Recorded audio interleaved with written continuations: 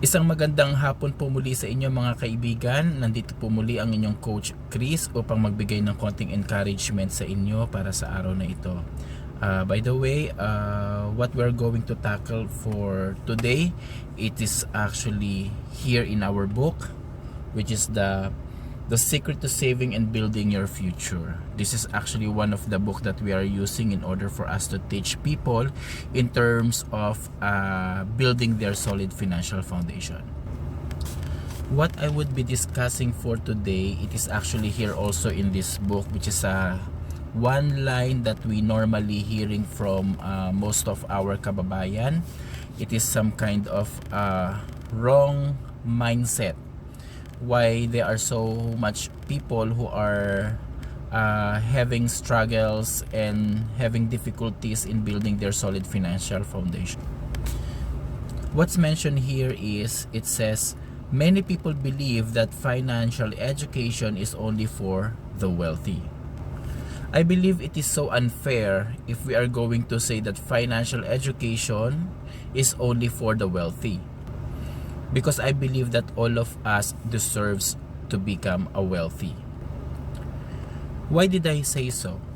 It is also mentioned in the book of Deuteronomy 8:18. Ang sabi dito, "But remember the Lord your God, for it is He who gives you the ability to produce wealth, and so confirms His covenant which He swore to your forefathers as it is today."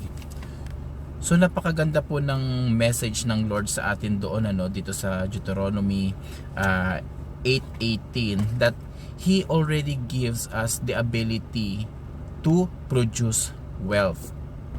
And even He promised that from the very beginning, and He said there also up to the very end. Ibig sabihin hanggang sa mga panahon natin. Hindi tayo pwede nating sabihin na binigay lang yan ng Lord sa iba or sa mga pinili niya. Pero ang sinabi niya doon na from your forefathers up to now. When He said that He gives us the ability to produce wealth, ibig sabihin we just have to take part of it. We just have to do something in order for us to get that wealth or to produce that wealth. If you will notice nowadays, okay, there are so many people are working, having their profession in the medicine, the doctors, engineers, most of the hardworking people, even the OFWs. But, most of the time, they are failing. They are already, or we can say that they fail to secure their future, most especially ang mga OFW. For how many years they were working in abroad, pero pag uwi nila sa Pilipinas, wala pa rin silang naipon, wala silang naitabi, and at the same time kinakailangan pa nilang bumalik ulit sa abroad. But unfortunately, after working for how many years, 20 years, 30 years, and they got old already in abroad, hindi na madali sa kanila para bumalik pa muli sa abroad. What do you think is the reason why, okay, they are always failing in terms of these finances? Most probably, the only reason why is they lack of financial education. Most probably, they were not able to manage their finances during the time that they were earnings, during the time that they were still in abroad, or just because of that, they drown in debt. Doon madalas nahihirapan ang tao na makaahon because nalunod na sila sa utang. At bakit sila nalulunod sa utang? It's just because hindi nila na-manage ng tama at ng maayos yung kanilang finances. I believe that those wealthy, okay, they were not able to achieve that kung dahil lang sa natural ability that they have. Hindi lang naman sa ganun yun but because, and I believe na talagang pinag-aralan nila yan ng mabuti. They probably invested knowledge and education first bago nila na-achieve yung success na meron sila ngayon. They probably plan it, they probably strategize it, and not only that, they execute whatever they have learned. Because I believe that in everything we do, we should know first what we need to do in order for us to succeed and finish our goals.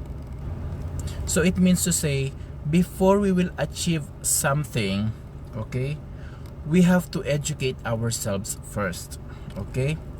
But of course, hindi lang yan basta-basta education. Ang sabi ko nga kanina, aside from learning, aside from educating yourself, it is important also, and it is also one of the vital part in order for us to succeed, is to really execute what we are learning. So it means to say how we are going to succeed. So of course, first thing, we have to educate ourselves.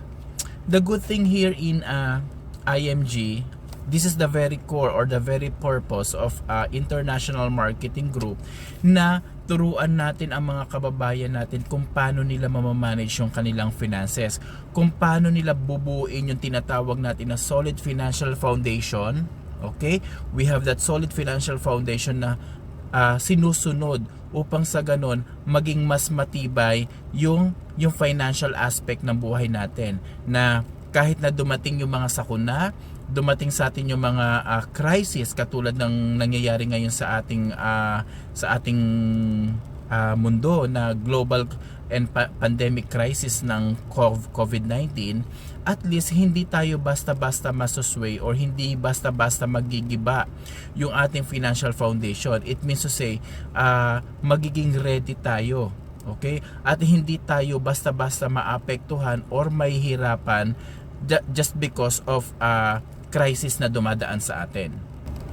Ganun pa man, as we teach our kababayan, or we teach people in terms of financial literacy, of course, tinuturuan din namin sila kung paano nila ine-execute ito. Okay? Ang maganda kasi rito, sabi ko nga, hindi lang naman importante ang education, but one of the most important also, or the vital part of what we are doing, is the execution. What's the use of education kung hindi mo naman siya na i-apply? So ang maganda rito sa International Marketing Group, aside from education, tinuturuan din tayo kung paano natin execute yung mga natutunan natin. As what I've said, God is always faithful in all His promises. We just have to take part of it. We just have to believe Him. We just have to trust Him that He will do that promise to us. God always wants us to prosper, not just because for ourselves, but because He wants us to share also the same blessings that we are receiving from Him, to help others, to support others, most especially sa mga nangyayari sa panahon ngayon. Paano natin sila matutulungan kung tayo mismo sa sarili natin ay nagkukulang tayo? That's why it's very important for us that when He said that He already gave us that ability to create wealth, we just have to take action in order for us to achieve and to reach that goal and succeed in our financial goals. So I hope you have learned something again from this video.